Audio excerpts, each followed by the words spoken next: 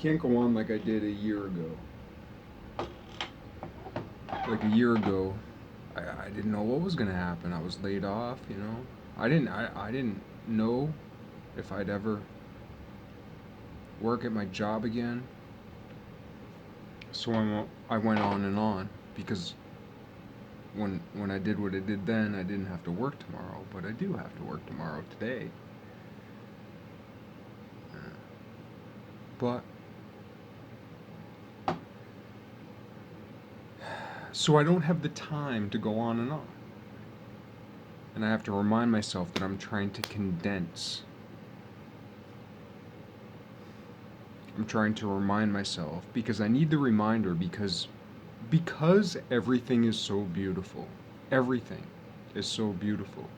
Because everything is so beautiful, the limitation of my life requires me to edit.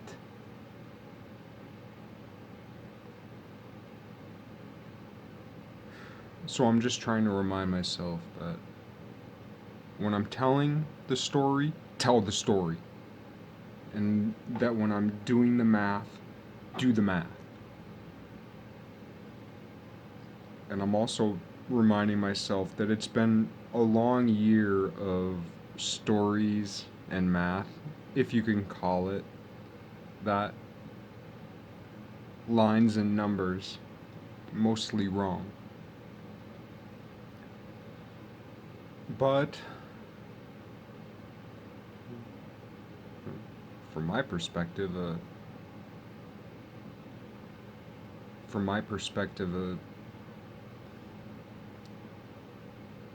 genuine search, and in that way worthy, I feel almost, blasphemous for calling myself worthy. But I'm not calling myself worthy. I'm calling my search worthy. It's very difficult to remind myself that, like, I matter and I'm worth it. It's very difficult, despite my narcissism.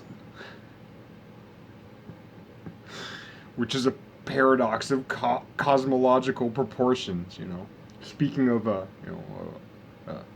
an ununified theory, ooh, which relativity is it? General relativity, whatever. Like, I don't have a unified theory between my narcissism, aka self-interest, my individuality, and my service to others, if you could call it that.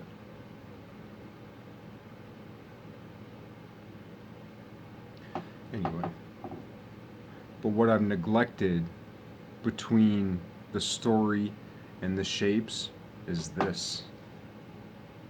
Except for the sensations, you know? I do this instead of this.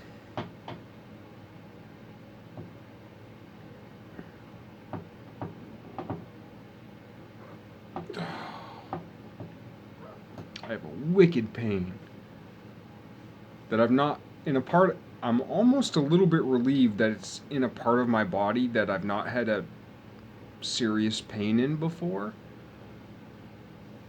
It's different than my normal, usual pains.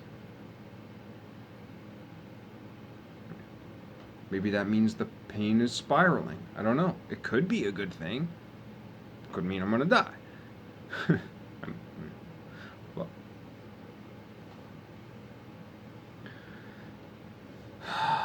so, this is also a prayer to remind myself that, like, you know, Jesus walked on water. I can barely walk across my apartment today. Mostly because of how much I ate yesterday. A lot of, like, sciatica and back pains and all that I've discovered over time has to do with what I'm putting in my belly. And not just what I'm putting in my belly, but when and how fast. Last night I ate a lot of food. I ate 4 big old fat pieces of French peasant bread, and I chewed it like this, like Cookie Monster, you know. So today I'm suffering the repercussions, among other things, you know, cause and effect. But whereas if I hadn't paid attention over the last decade to my eating habits, and I've certainly not perfected them by any means. I'm in survival mode, you know. But what I have noticed is my back pains, hip pains, I have a general pelvic region pain, which is probably related to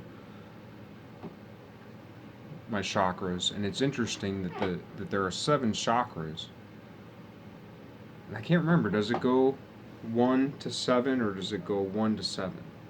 I think it goes like 1 to 7, right? But there are 7 chakras, and like the digestive system and pooping is this, you know, and pooping's in that bottom pelvis, grundle, fromunda, taint, ball sack region, and like that has to do with septic systems, and septic is related to septem, which is 7.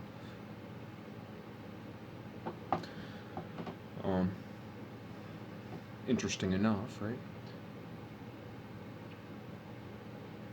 But yeah, if I didn't know that, you know, I'm only beginning to realize that I am my own worst enemy. I shouldn't say that. I'm tied for first place with the enemy. But that my back pains are related to my gut, I've known that for a while now. And then when my gut gets better or works better, I take liberties with my tongue, with my taste buds.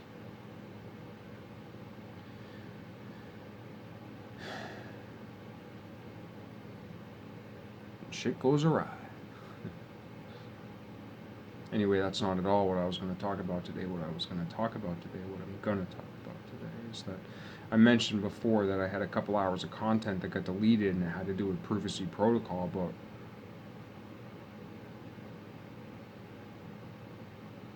despite the fact that I didn't complete the mission, also there were some tangential side notes that I wanted to get to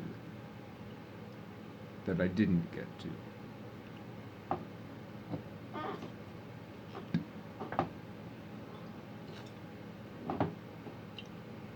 The blood? You might be thinking I'm asking that question one way, but what if this was full of blood? How would you feel about me then?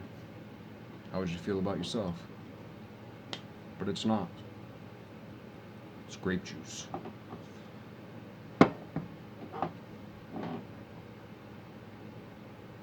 Fermented, yes.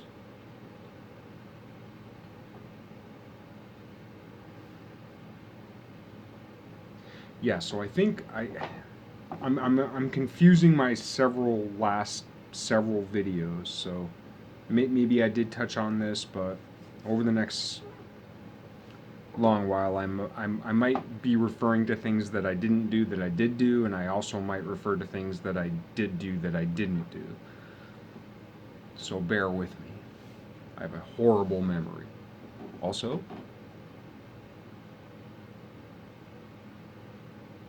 because it's going to get heavy, I'm going to have to put on, when I get really mad,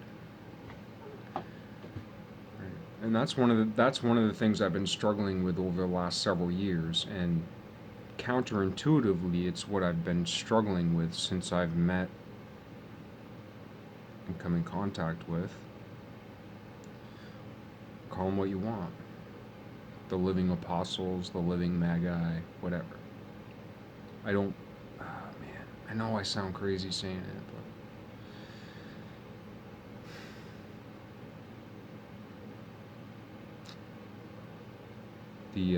the resurrected, the Fuji fighters,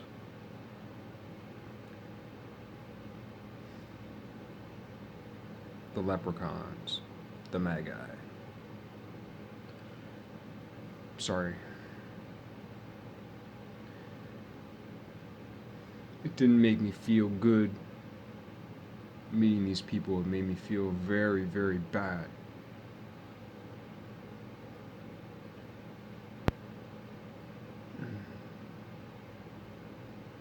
Alright, where was I going with that?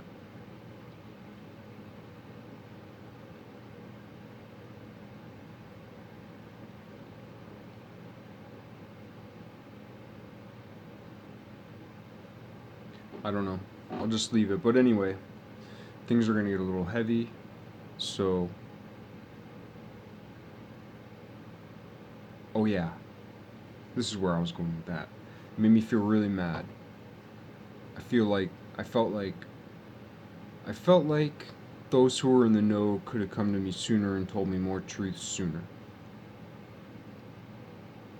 So a lot of times when I got truth, instead of feeling like good or great or what we might think of as like, oh, I know the truth, oh, great. No, that's not how I felt. That's not how I feel. Sometimes I feel very humbled. You know, sometimes I tear up, sometimes I get a tingle at like how beautiful what those who know have done with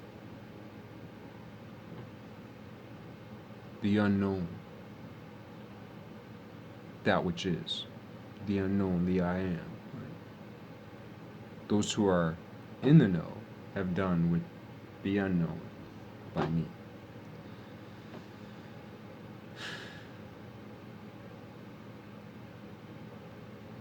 But over the last several years, what it's been mostly is it's been disastrous, except for the fact that here I am and progress has been made, if you could call it progress.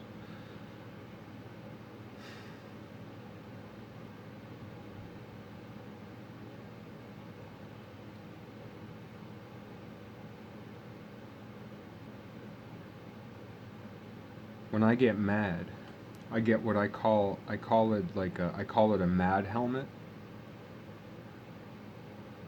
because I get so mad at the prophets. I've been so much better. But basically it was 5 years straight of every fucking day a burning poker in my fucking head of how pissed off I am at the prophets. How dare you motherfuckers not tell me more sooner? Rip my fucking guts out. How dare you come into my life the way you've come into my life? That's how I felt.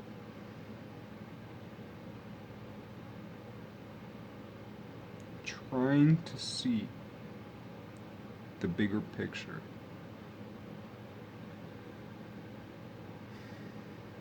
Those who deal with God on God's terms are incorporated. I mean, it sounds cheesy, but are incorporated into the, I don't want to call it a war.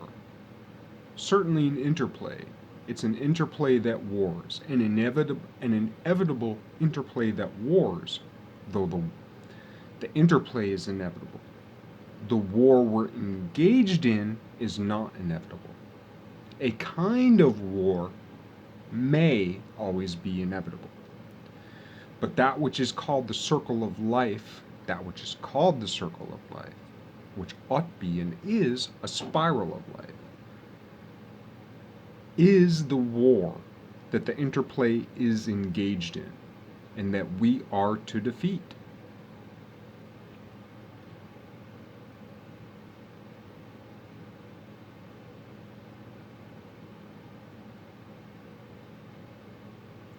Anyway, they say God works in mysterious ways, right? And I'm not saying, because the whole Mandelbrot set and the way that's associated with chaos theory and the way that's associated with the butterfly effect and all that, something about it feels a little wrong. It makes me feel a little icky, But the concept in general I approve of, and it's certainly a good thought experiment. And it's not that I have a problem with any of the terms specifically. I guess what I have a problem with is shapes that don't appear to represent life,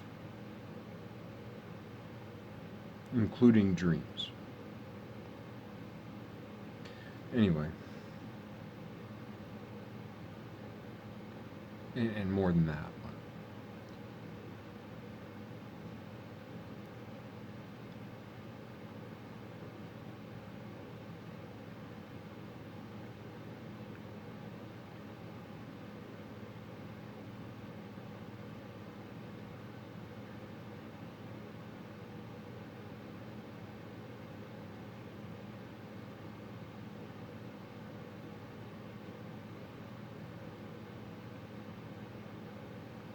It's difficult engaging. It's difficult engaging with those who engage with us while they're engaging with, essentially, or more closely, a God's eye view that is also interacting with the butterfly effect and the free will of everyone. That's tough.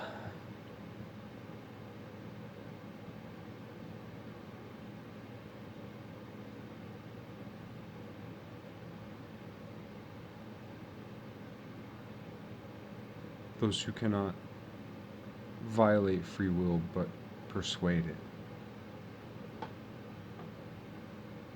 Persuade it.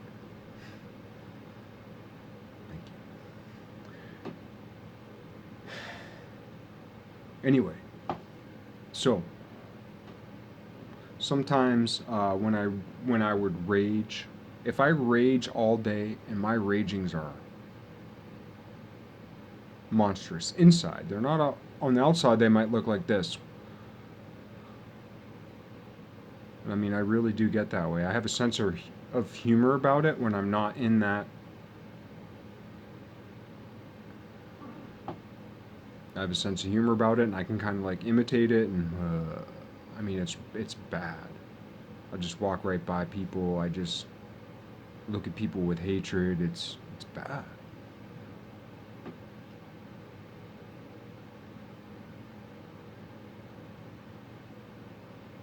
Not a violent hatred, but how could you? And I'll look at regular people who have nothing to do with anything, and I'll just be like, how could you? But I'm always thinking of like the prophets of God. How could you? But it's a lack of understanding of the butterfly effect and how that relates to free will and the accumulated air of free will that we call hell. Anyway, I was hoping to be into it well before now.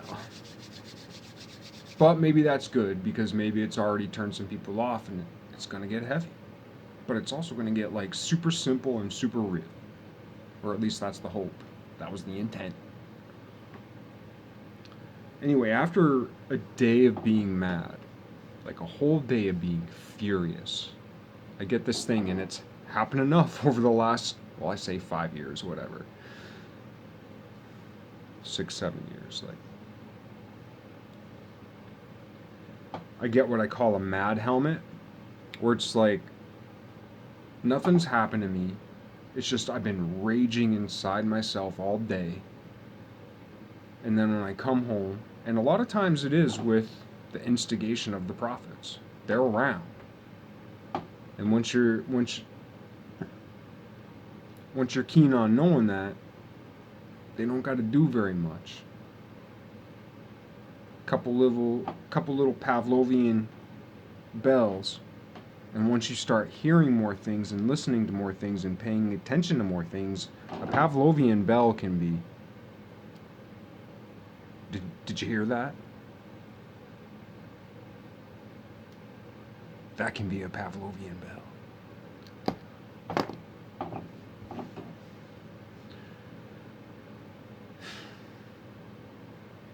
even if it's in the midst of like jackhammers and everything else. Like, it could be that sound that sets the whole fucking dominoes tumbling down. And I guess that's one of the ways of me talking about the truth is like, that's something I know. I know because it's happened to me and it still happens to me and I have to fight it with every bit of my being. And the being that is beyond me. And the becoming.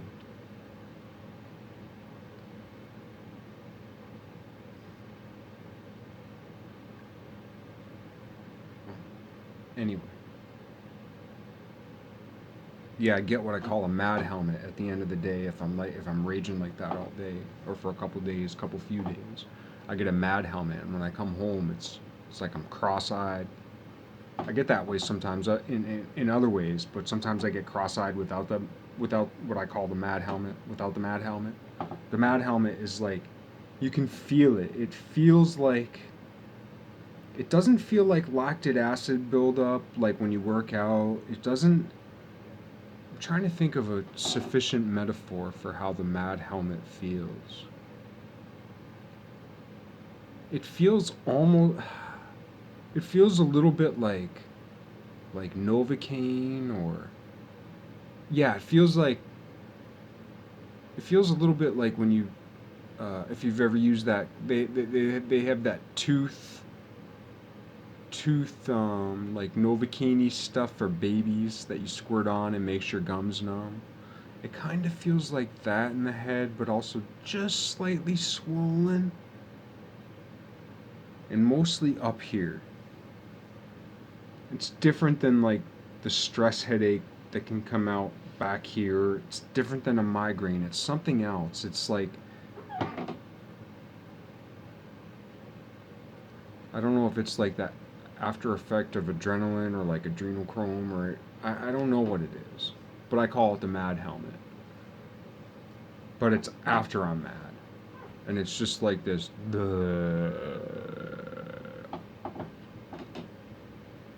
And God knows like the whole deal with the placebo effect being, like the placebo is the most effective medication in the world, right? What you think about comes about, or like begets like, or whatever.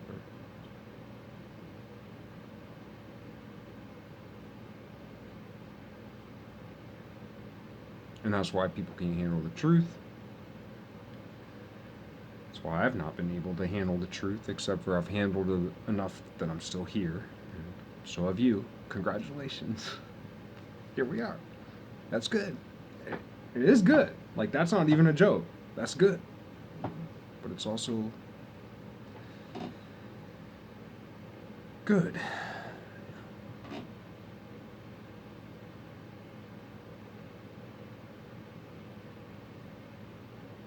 Anyway, I'm gonna get heavy now. And I'm gonna put on the happy helmet. Because we're gonna get heavy, and it's kind of like in different types of rituals, or yeah, like the rosary. It's a thing to have to focus on the seriousness, but there's not a lot of like things for people to focus on because some people live their lives even if they're not religious. Some people who aren't religious live their lives more seriously than the rosary. Even if their life is complete shit. Like they take life so seriously it just totally just strips everything out of them. You know?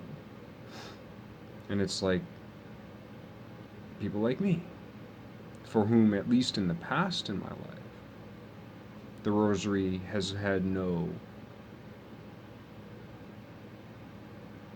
it's done nothing for me. It's only today that I realize that the rosary starts out with Mary, Mary, Mary, Mary, Mary, Mary, Mother of God, womb. So when we talk about the patriarchy, the Catholic Church was born out of a million-year patriarchy.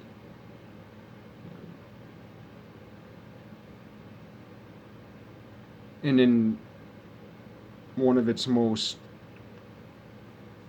mundane, simple symbols, tangible and literary. Mary, Mary, Mary, Mary, Mary, Mary, Mary. Mom. So now I have a little bit more respect for her because I have a little bit more insight as to what these folk were doing. Anyway, because I'm going to start to get heavy, people break down the Bible in different ways, and there are reasons why certain truths aren't said. But there are also reasons why now things are going to be said. And one of the reasons why I can say what others can't is because I'm the lowest of the low. I'm not.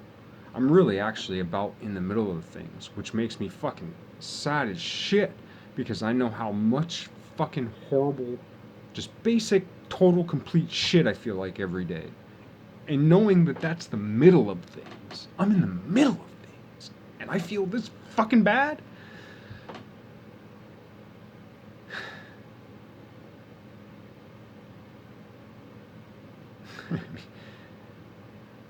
the, Whoever's below me, man, I want to lift up so much higher than me. I don't want to just lift up to me. And I don't mean because of this stuff. I mean because of this.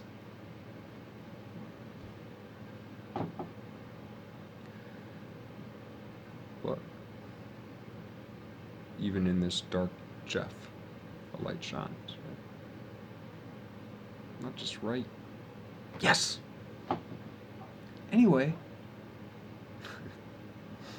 I'm gonna put on my little Dorothy Charlie Brown hat to try to keep it light before get pretty much, how do you talk about this shit? Brutal and butcherous.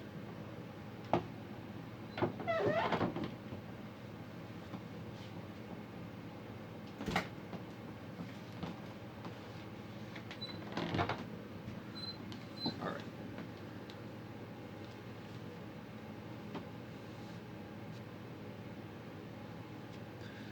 Not enough color. I took off my rainbow, but I don't want to put my rainbow back on. How am I going to introduce just a little more color?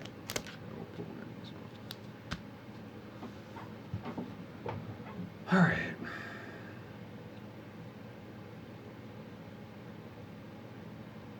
How much time I got? I'm not really sure. I'm a half hour in. I feel like this is a visually unstimulating conversation. Hopefully the words carry the day.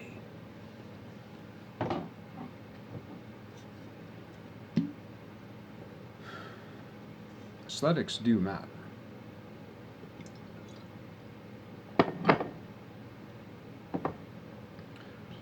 But I guess aesthetics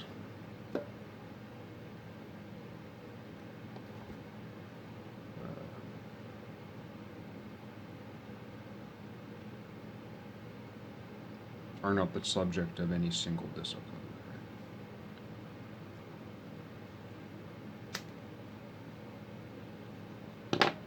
And yeah, if the truth has a certain ring to it, then if this is one of those moments when truth shines through me, then it will have a certain ring to it. And if not, it will be perished to oblivion where it belongs. Thank God. Alright. Because I want to get more into... See, that's the thing. I've taken way too long to try to talk about and try to get to. Because people... I mean, there's a million hours of Bible code, Bible code, Bible code, Bible code, Bible code. The Bible code, the Bible code, the Bible code, the Bible code, the Bible code. The Bible code. The Bible code. a bazillion hours of it. And so I'm trying to present something fresh. It touches on everything, right? And I get tons of things wrong. But I get a lot right. I'm just going to say it. I get a lot right. There, I said it. It's not because of me. It's because of the work of everybody. And it's because of the Most High principle.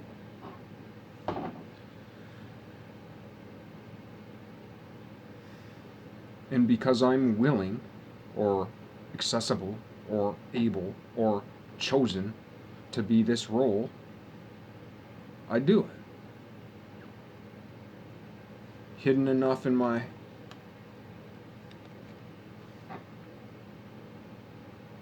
Jeffness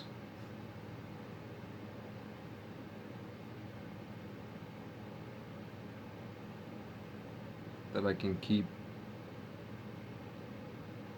bearing witness until my job is done.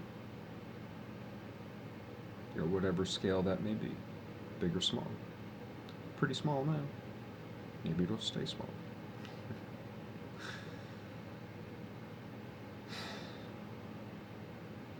But if I reach you, then I've done my job.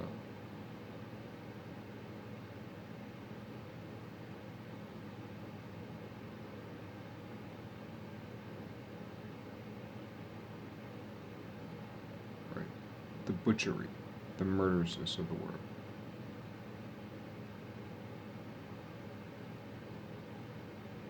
Yeah, this is one of the things that I think I deleted in that video I posted and took down, having to do with Abraham, because it comes up a lot in atheistic circles, and rightly so. Rightly so. The goal of the revelation, we're in the revelation. We are. But it's not the way pretty much anybody talks about. Almost nobody talks about the revelation as being now, somewhere between now and the next 300 years.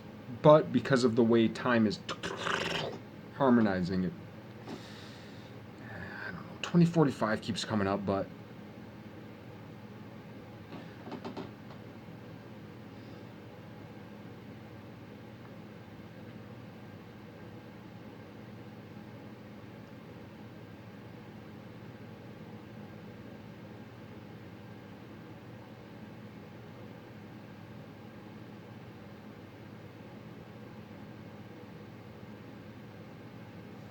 for instance, Jesus always spoke in parables, right?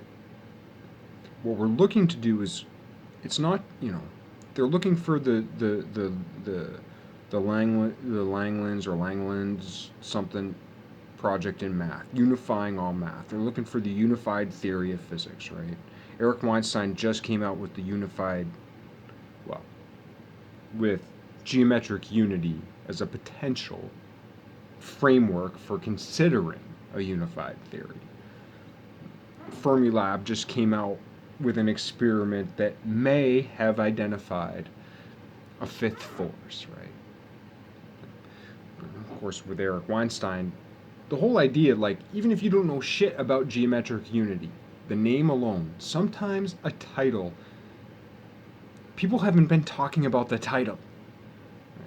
It's kind of like I've mentioned it before, Soren Kierkegaard. I mean, Soren Kierkegaard, man, 3 sentences and it's just like, call me in a month, you know. But my favorite book I've never read, The Purity of Heart is to Will One Thing. Never read the book.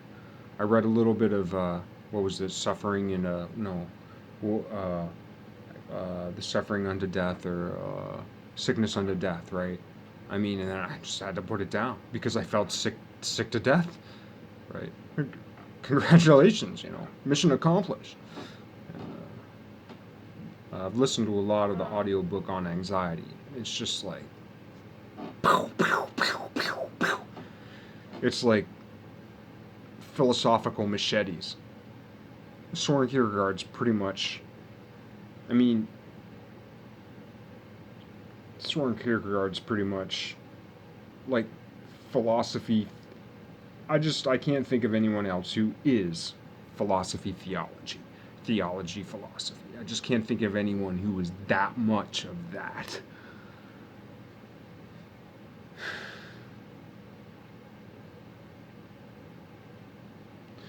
But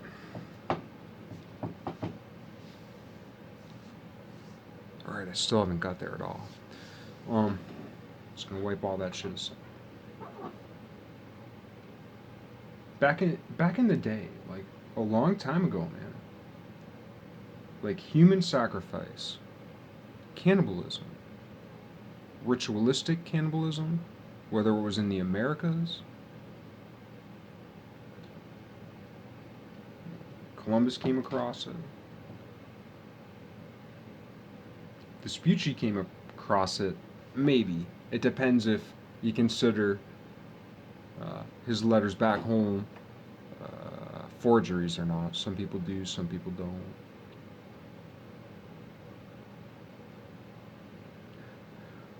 But like, there's also more recent scientific evidence of, cannibalism in the Americas. Human sacrifice, the child sacrifice of the Phoenicians. And that's the thing too, is like, because it's always like the Jews against the Egyptians are the bad people, and then to whoever else, the Phoenicians were the bad people because they'd sacrifice children. But then we say, oh well, Pythagoras was a Phoenician, so he must have been bad like that, or these narrow categories that are just wrong on every level. So when we look at the Bible alone and we don't look into the context of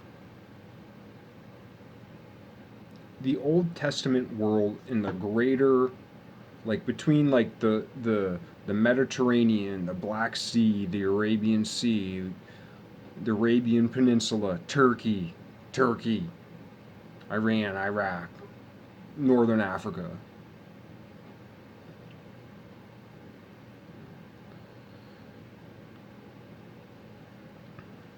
Southern Europe, all that, like what was actually happening there. And specifically, if we're dealing with the Phoenicians or the Syrians or this, that, whatever, the child sacrifice thing,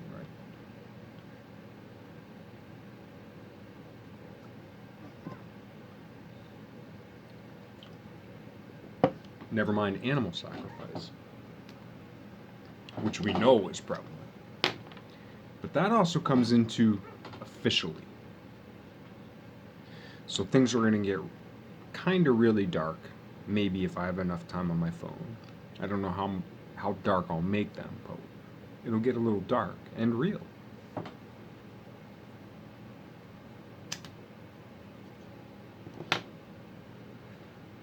So the whole deal, like, because Abraham and Isaac, the whole deal, God says, kill your kid, kill your kid, kill your kid, kill your kid, kill your kid.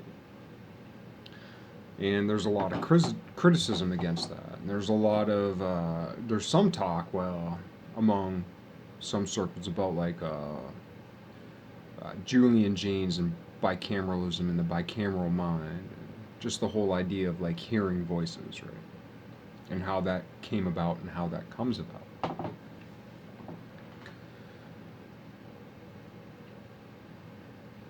I'm going to leave that part of it aside.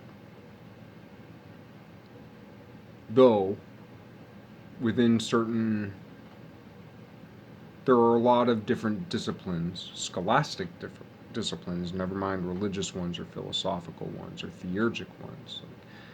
There are a lot of disciplines that give explanation to sound in the mind, and I would lean your attention more toward back somewhere between the Julian Jaynes and the like shamanic narrative, but I wouldn't take either one wholesale.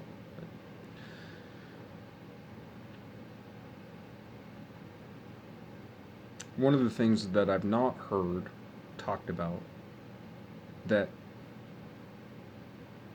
should very well be considered is that, well, I mean, first of all, like the words for God in the Bible. There's all these different things that the Bible calls God, or the English Bible, any of them called God, right? So that's one thing. So, what's up with that? And then the other thing is that, I won't go into the other thing.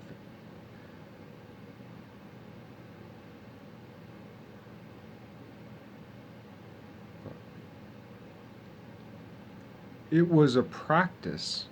It was a practice in that region, around that general time period. And we know how much has been lost, and we keep finding new artifacts and new texts and new codices, right? And we will find more.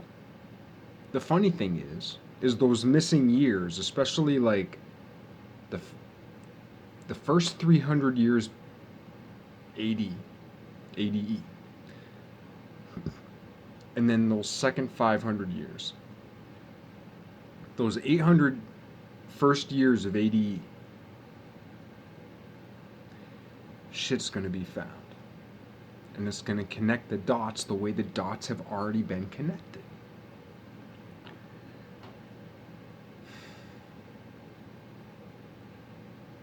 Because they have been.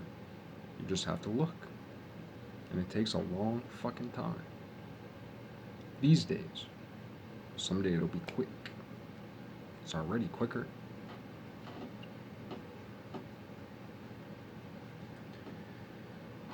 But like child sacrifice was a thing. We sure the fuck know. I mean, it's just a fact. And we sure the fuck know animal sacrifice has been a thing and still is a thing. Just like slavery has always been a thing and still is a thing. Just like chimpanzees hunt monkeys, rip them apart, and eat them. It's a thing. Butchery.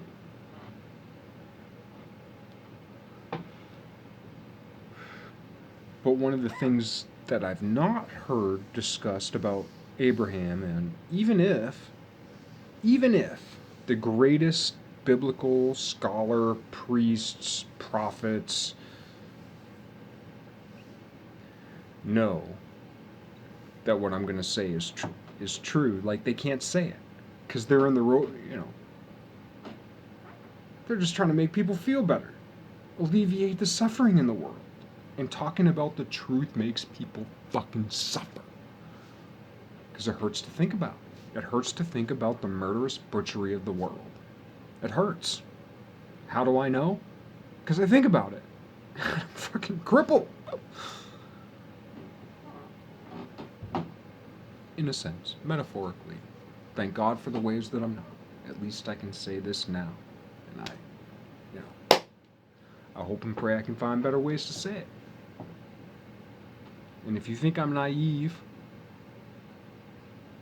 for praying to alleviate the butchery of the world, if you got a better solution, I'm all ears. But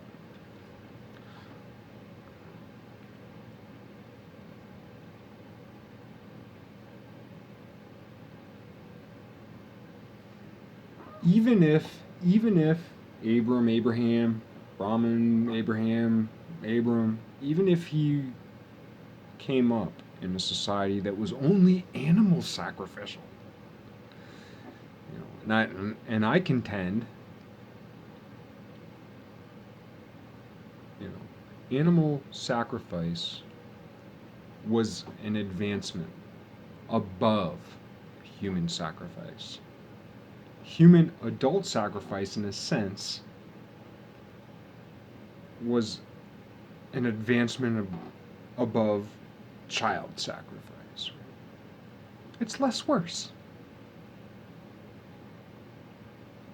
euthanasia as a sacrificial act, I'm not condoning it in any way, but what I'm saying is, if you're going to sacrifice, that's better than sacrificing the baby, ain't it? Not if we're considering human overpopulation. Yeah, fuck all that shit.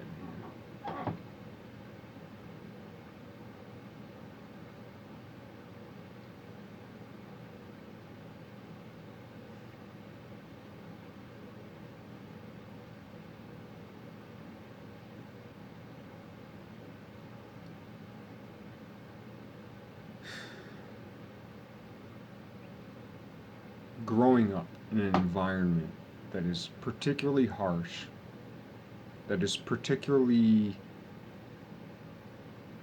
condemning, retributional, vengeance oriented, a condemning, God oriented,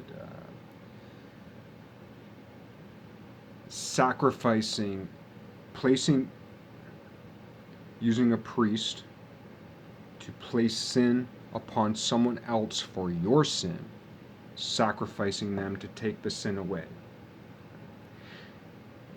One of the problems is that people don't realize that is real magic.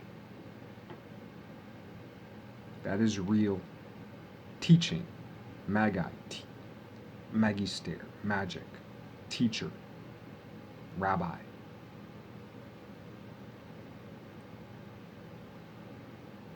That's real magic. And done by someone in the know,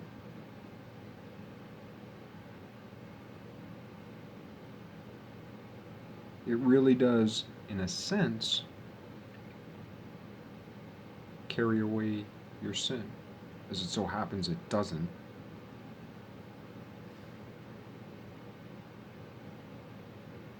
But to those involved in the ritual, it brings about a certain kind of forever that is not the fullness of the eternal, let's put it that way.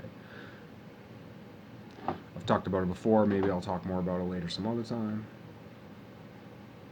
But anyway, growing up in that kind of environment, raw, brutal,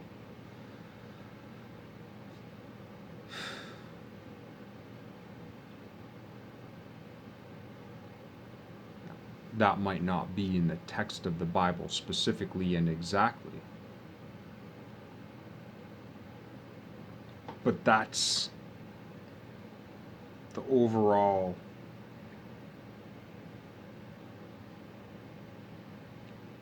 that type of thing exists within the greater scope of that world.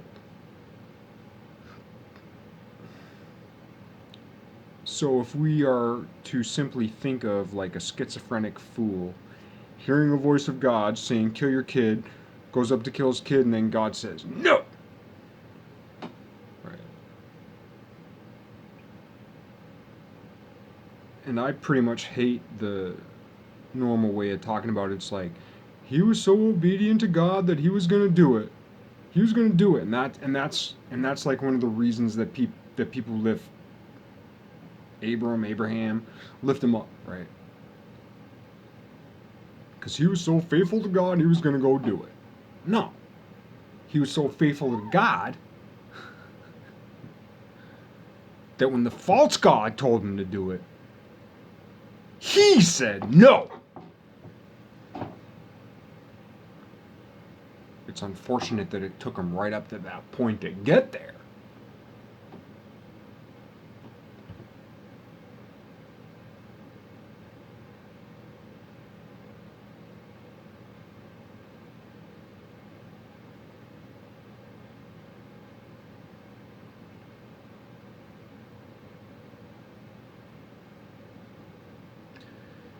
So again, that comes into the whole thing with just sacrifice in general, animal sacrifice in general. People are trying to bring back in Jerusalem, for prophecy's sake, animal sacrifice today.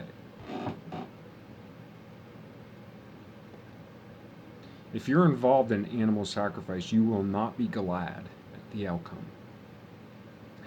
We're in the revelation. Like, you don't got to do shit. But if you're doing it, you know, it's just not good. It's flat out fucking bad. And that's the whole gig. And that is, you know, and I was against this, but coming into it and looking at it historically, and not just over the last like couple hundred years, couple few thousand, you pretty much gotta do the whole like 10, 12,000 year thing.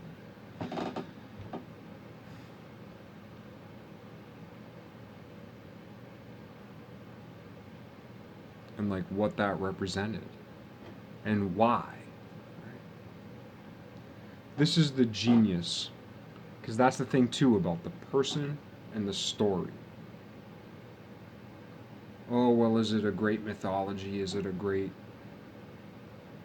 you know, literal translation? Is it this? Is it that? Whatever. You know, I talked about it last time with the word, as and how it's a little bit funny how both the logos and the mythos rely upon the word, depending on what we mean by word, depending on, you know, logos and mythos. But because it's been translated as the word, even though in Iamblichus it was like, well, the logos was born from the intellect, and you wouldn't know right off that that has everything to do with fucking John, but, you know. And that's why fucking Greek philosophy fucking died then. It died the way Jesus died, to be.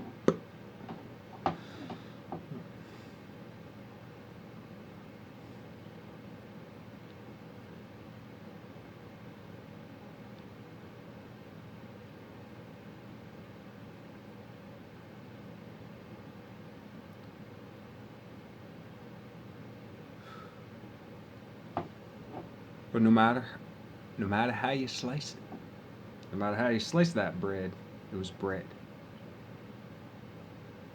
It was bread and wine. Or bread and beer, BR. Beard, bread, wine, cry. He said, right, this is my flesh, this is my, you know, eat of my flesh, drink of my blood. Right? That gave venue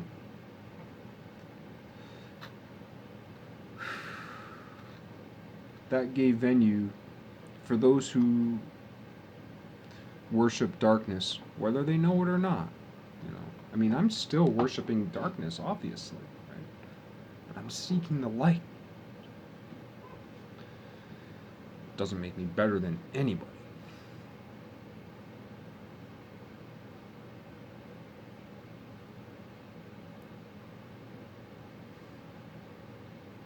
But there are those who would specifically seek power, right? And I guess you could say in my own life, I've done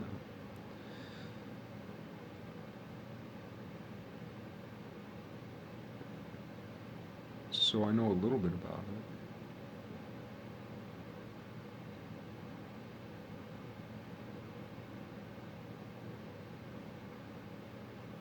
I was wrong. And I've also just been strictly hateful for hatefulness' sake. And I was wrong then too. And I'm very lucky to be alive.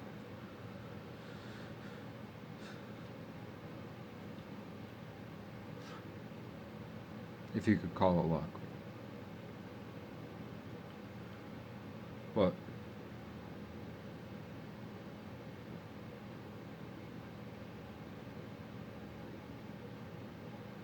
the whole thing, like with communion, Last Supper, all that, is like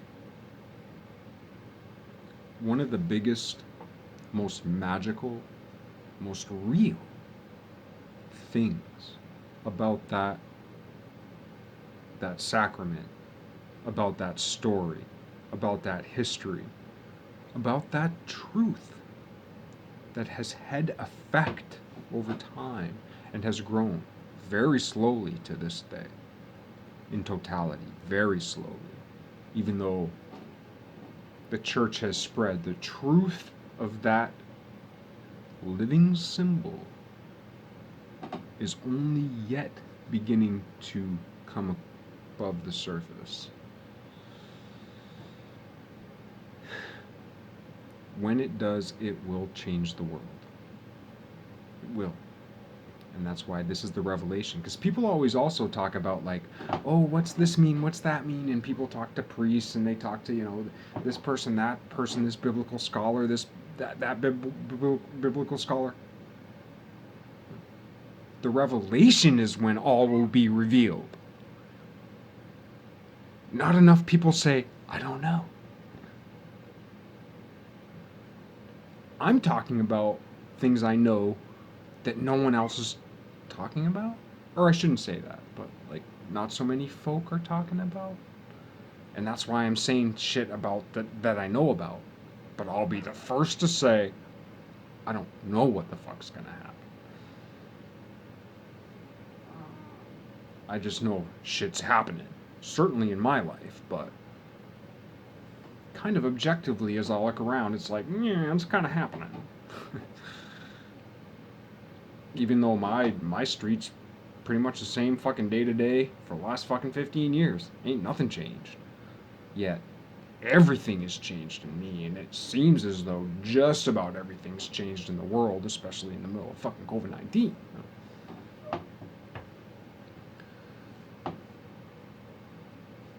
Man, I hope I got time. I don't got much time. The whole thing with,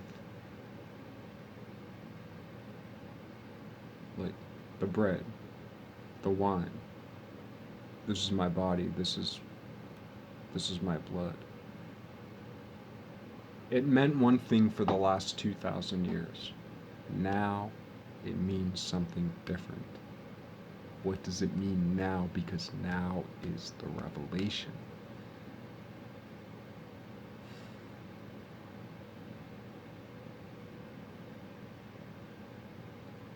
People were so bloodthirsty for sacrifice. People still are so bloodthirsty for sacrifice. And I especially call upon, and this is part of the magic of the good spell. So atemporal that it was meant to come about now. Because that's how far in the future God looks, and farther.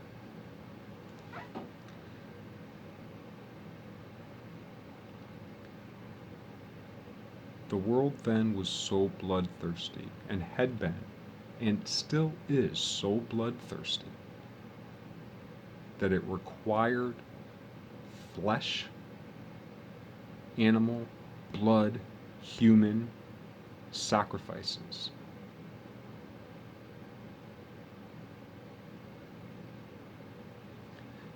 To get that etheric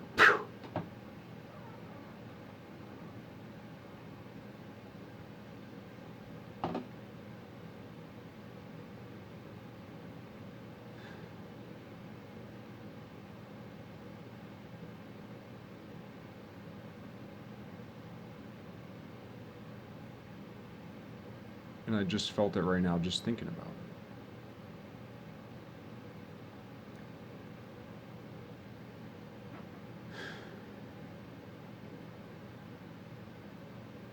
By the history, by the person, by the story, by the mythology of Jesus,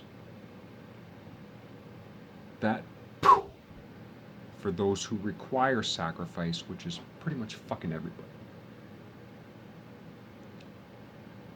People get that etheric from a piece of bread and a sippy cup of wine, or grape juice if you're Protestant.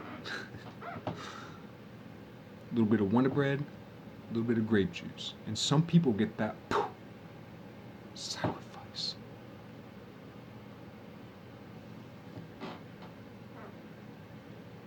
So what am I driving at if you haven't already get it? Right? It took me an hour to say it. If you go to Easter, whatever, service, and you have the bread and the wine, and then you go home and pray over your fucking carcass, blessing your carcass, all is lost.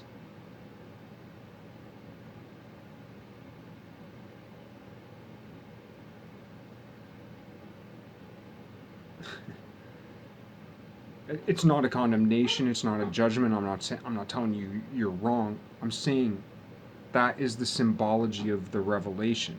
Why? Because it took 2,000 years for 2.2 billion people to feel this connection. Now that you have it, it is your responsibility to be it and understand it. And that's the thing about Jesus always talked in parables in the Bible code, Bible code, Bible code, Bible code, Bible code. The simplest code in the Bible. I mean, Isaiah 1:11, but the simplest code in the Bible ain't even a code. Jesus died for your sins.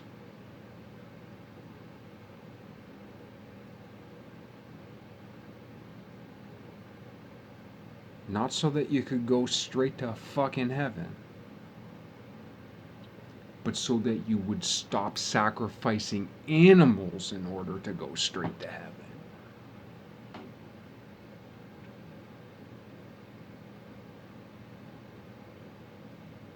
And people burning your fucking daughters. If it doesn't still happen today, it still is happening in my lifetime. Etc., etc., etc. A lot of bad shit's still happening. We're coming up on it. But the whole world ain't coming up on it. The whole world got it. There's a lot I gotta come to. And I might not. You know. And we should also remember that they say the road to hell is paved with good intentions.